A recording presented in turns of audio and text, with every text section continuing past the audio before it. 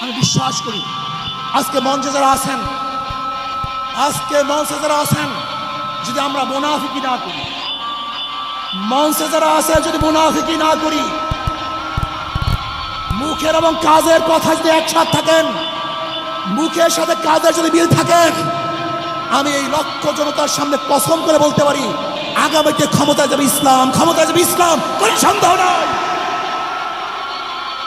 কিন্তু খবরদার যদি মুনাফিকি করি তাহলে এদেশের মানুষ সচেতন হয়েছে, এদেশের মানুষ সব জ্ঞানী হয়ে গেছে।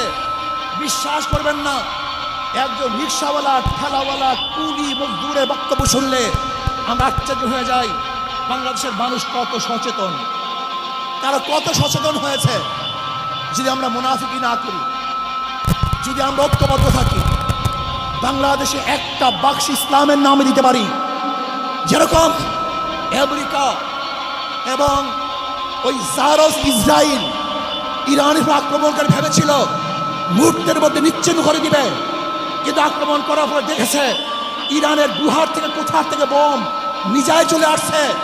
আমেরিকা এবং ইসরায়েল যেরকম অনুভব করতে পারে নাই, বাংলাদেশের বুকে যদি একটা বাক্স দেওয়া হয়, বাংলাদেশের ঘরের থেকে এমন মিসাইল বের হবে, এমন বোমা বের হবে, গোটা বাংলাদেশ থেকে, গোটা দুনিয়া থেকে ইসলামের দুশ্মনকে ধ্বংস করে ফেলবে ইনশাআল্লাহ। ঐক্য হন, মুনাফিকি করবেন না।